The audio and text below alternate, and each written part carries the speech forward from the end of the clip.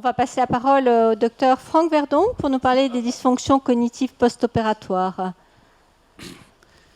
Merci Marie-Laure. Donc, pour commencer, on parle des dysfonctions cognitives post-opératoires, parce qu'il y en a déjà au moins deux. Et donc, je voulais commencer par ce petit sujet qui est les dysfonctions cognitives post-opératoires sont le délirium et ou la dysfonction cognitive post-opératoire. Alors, c'est deux cas nosologiques différents, mais on va voir qu'ils sont quand même excessivement liés. Le délirium, ça apparaît dans les 5 premiers jours post-opératoires et c'est défini par les psychiatres. L'avantage, c'est que c'est très clair. Le DSM-5 dit que c'est une association de troubles de la vigilance, troubles de la conscience, troubles qui vont arriver de manière très brutale et surtout qui vont fluctuer au cours du temps. C'est-à-dire que le patient va être agité, puis il va se calmer, puis il va être agité, puis il va se calmer. Donc ça, c'est la définition de délirium.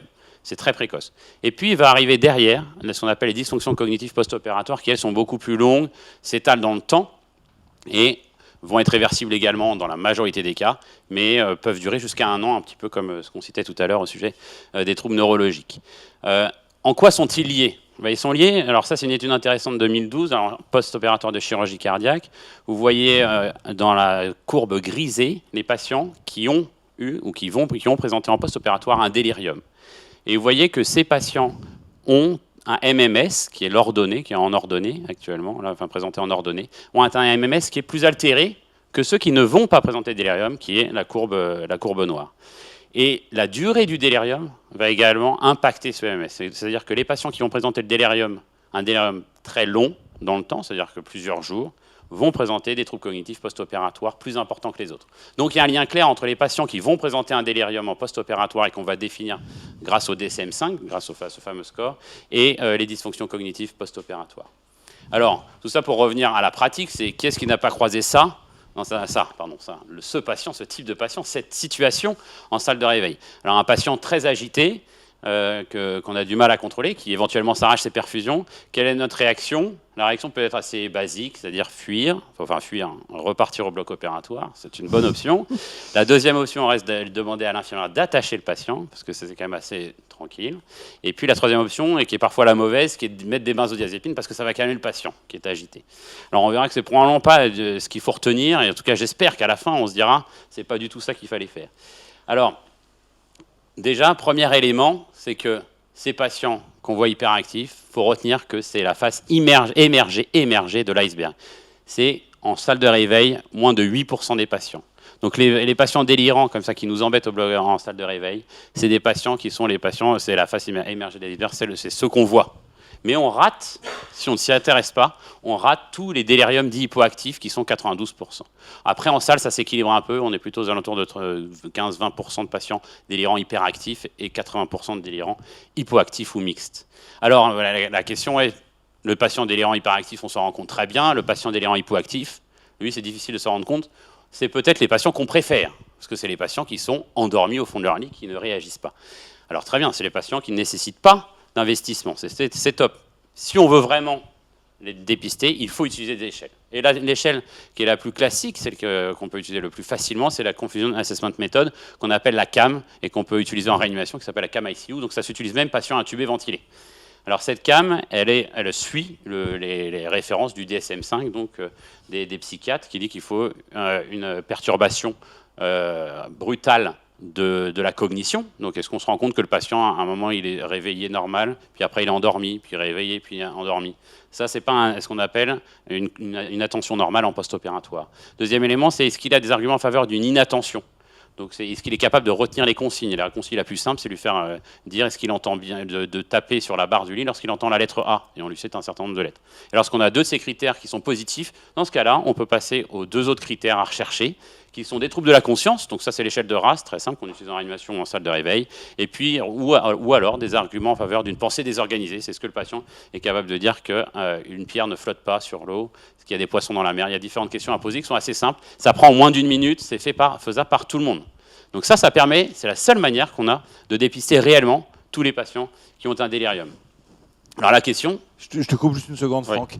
Oui. Il me semble qu'il y a un élément où il faut que tu confirmes. Ça, ce n'est valable que s'il n'y a pas d'atteinte des fonctions cérébrales préopératoires.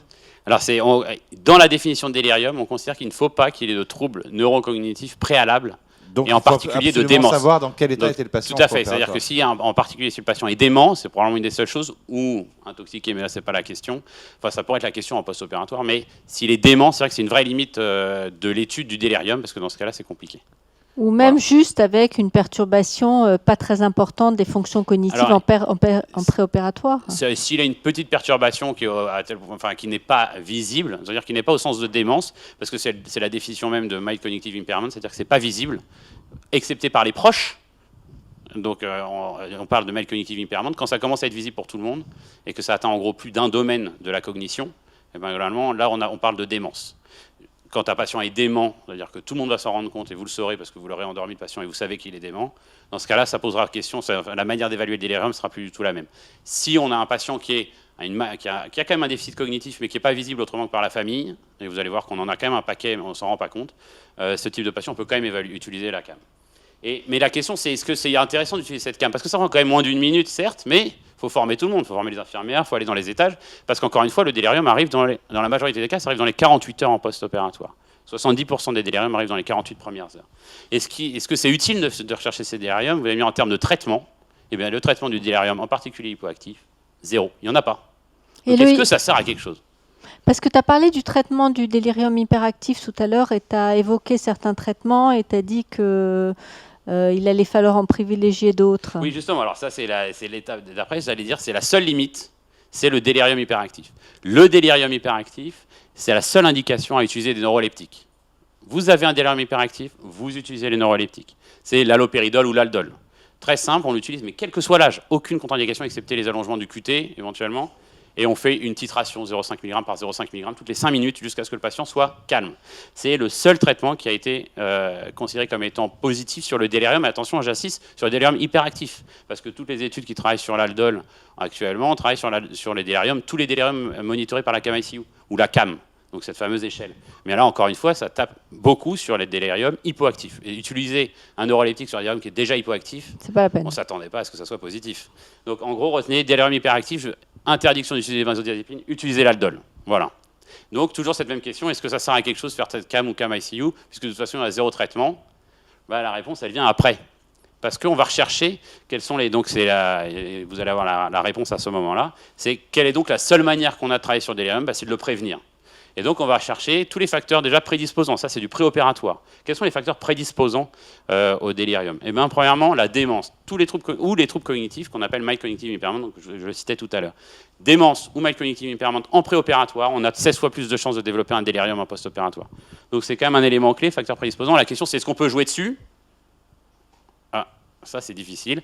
Et donc, il y a des études, mais il y a des études assez intéressantes actuellement en cours, en particulier aux États-Unis depuis 2015, par exemple, où ils font une étude où ils testent certaines applications hyper simples qu'on peut avoir sur son portable, très simple, Lumosity en l'occurrence, et ils la testent en disant est-ce que si on utilise 1 heure de cette application chez les patients âgés qui ont des troubles cognitifs préopératoires pendant 10 jours en préopératoire, donc 1 heure, donc 10 heures avant l'intervention, si on fait ça, est-ce qu'on améliore la cognition? Il y a des arguments pour dire que oui, potentiellement, on améliore la cognition. Donc en fait, on améliore la réserve cognitive.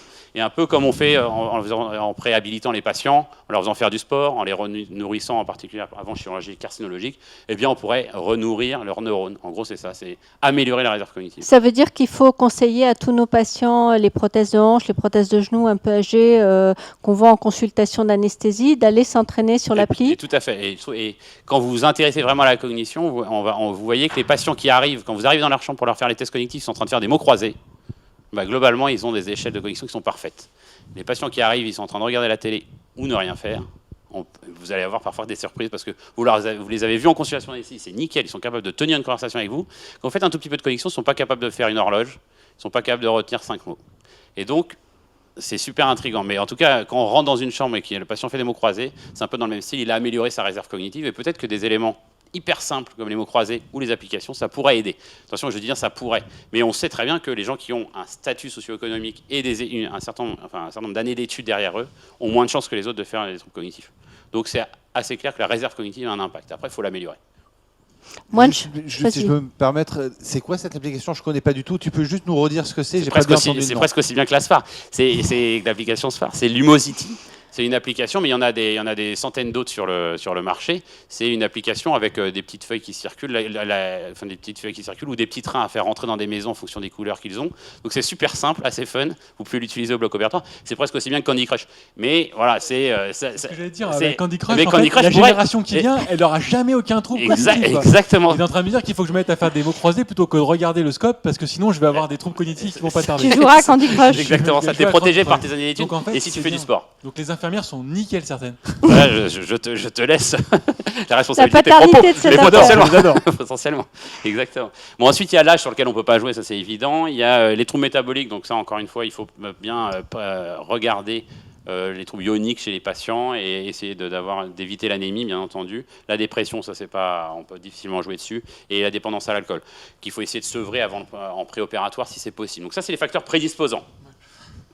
Et quand c'est pas possible, Ah bah quand c'est pas possible, il faut leur donner du vin quand ils sortent du bloc opératoire. ça, oui, ça, c'est... Alors, là, on rentre dans un autre champ qui est le fameux délirium tremens, etc. Oui. Où là, où là, pour le coup, les neuroleptiques versus le Valium, qui est comme pour l'instant toujours indiqué, ça pose question. Mais c'est vrai que sur les patients alcooliques, c'est très difficile en post-opératoire de faire la différence entre est-ce qu'il faut un délirium lié à la chirurgie ou un syndrome de sevrage à l'alcool. Et ça, c'est difficile. Et donc là, il y a une indication en benzodiazépine, certainement. Et puis ensuite, il y a les facteurs précipitants. Et là, c'est là où nous, on peut jouer aussi, beaucoup, bien sûr, parce que c'est le péropératoire. Alors, chirurgie à risque, c'est la chirurgie cardiaque, chirurgie orthopédique. On ne peut pas jouer dessus, ça, c'est une évidence. Mais sur les complications, on peut jouer dessus. Éviter l'hypoxémie, ça, c'est une certitude. L'hyperoxie, difficile à dire. Et le saignement, donc bien sûr, limiter le saignement, mais ça, je pense qu'il n'y en a aucun d'entre nous qui va s'amuser à favoriser le saignement. Troisième chose, et ça j'insiste dessus parce qu'il faut vraiment que ça soit clair, c'est les sédations excessives sont un facteur de risque de développer des troubles cognitifs en post-opératoire. Sédation excessive, c'est très facilement évaluable, c'est une recommandation de la majorité des sociétés américaines qui est de monitorer la profondeur de sédation par l'électroencéphalogramme, et en l'occurrence celui qu'on utilise probablement le plus c'est le BIS. Mais voilà, quel que soit le moniteur d'évaluation de l'électroencéphalogramme, il faut évaluer la sédation de nos patients pour éviter de les sursédater. Ça c'est vraiment essentiel. Ça veut dire que chez tous les patients, excuse-moi je t'ai interrompu, chez tous les patients à risque que l'on opère de chirurgie un peu lourde, du rachis, des prothèses, on doit leur faire un bis en péropératoire. En C'est ça particulier, le je pense aux message. patients, voilà, et en particulier, je pense aux patients âgés, parce que c'est probablement moins le cas sur les patients qui ont moins de 60 ans. Mais tout patient de plus de 60 ans, on a vu que l'âge, c'est un vrai facteur prédisposant sur lequel on ne peut pas jouer. Tous les patients de plus de 60 ans ou 70 ans, il faut les monitorer. Pour moi, il n'y a pas le choix. Il faut monitorer le BIS sur ces patients-là, quasiment quel que soit le type de chirurgie. D'accord. Voilà. Ouais, je pense vraiment que c'est un message clé, un message simple, et qui a été bien validé par la littérature. Et troisième chose, et donc là, c'est plutôt un signal d'alerte, c'est que vous êtes en post-opératoire et vous avez un patient qui fait ce fameux délirium qu'on essaye de traiter ou qu'on a dépisté. Et bien là, la première chose à faire, et c'est typiquement ce qu'on citait tout à l'heure, les complications post-opératoires, recherchons la complication post-opératoire. L'infection, un peu comme la détresse respiratoire aiguë, qui peut être un signe d'infection ou quel que soit l'endroit, l'hypoxémie, le saignement, et enfin, toujours, la douleur. Vous avez un patient qui est délirant en salle, c'est peut-être parce qu'il a une analgésie qui est insuffisante ou excessive. Donc c'est là où c'est un peu challenging. C'est encore une fois, pour moi, il faut favoriser l'analgésie multimodale, éviter les morphiniques qui sont, lorsqu'ils sont prescrits en excès, favorisent le délirium.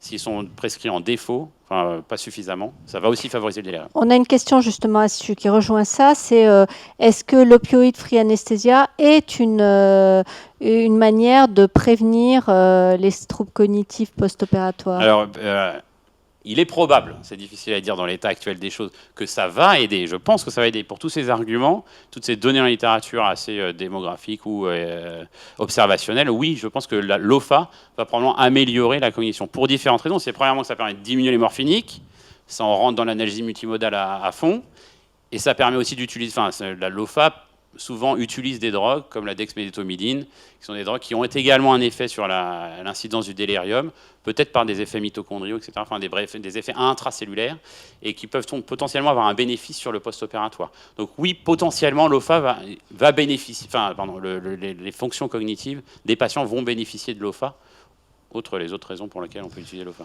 Moi, j'ai juste une question, Franck. On est dans un moment où il y a l'OFA, il y a aussi les modalités d'hospitalisation qui sont des éléments qu'on met beaucoup en avant, comme la réhabilitation. Est-ce que la réhabilitation, on a toujours l'impression qu'on va mettre des patients plutôt simples à prendre en charge, hein, celui qui n'a pas de troubles du tout dans ces principes-là. Est-ce que la réhabilitation, c'est un des éléments qui permet de prévenir le délire ou prévenir les troubles cognitifs? Est-ce que si jamais on impose aux patients cette prise en charge un peu plus dynamique, ça va les aider ou pas? Justement, on en parle juste après, dans la session d'après. Mais oui, pour moi, la RAC, c'est typiquement une opportunité pour les patients âgés, une vraie opportunité. Et donc justement, ça me permet très bien de faire la transition, parce qu'elle est vraiment là. Et merci.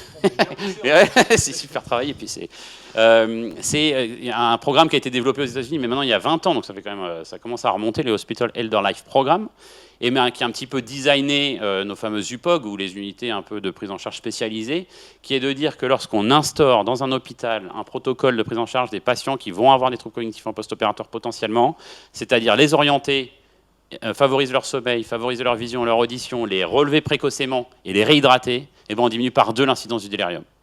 Très très clair, l'intérêt des UPOG, mais donc de la RAC. Donc pour moi, la RAC, elle s'inscrit totalement là-dedans. Donc de dire que la RAC doit être réservée aux patients ASA1 qui ont moins de 30 ans, enfin, je pense que c'est pas le bon raisonnement. Je pense que sur un bon nombre de patients, ça pourrait être utile.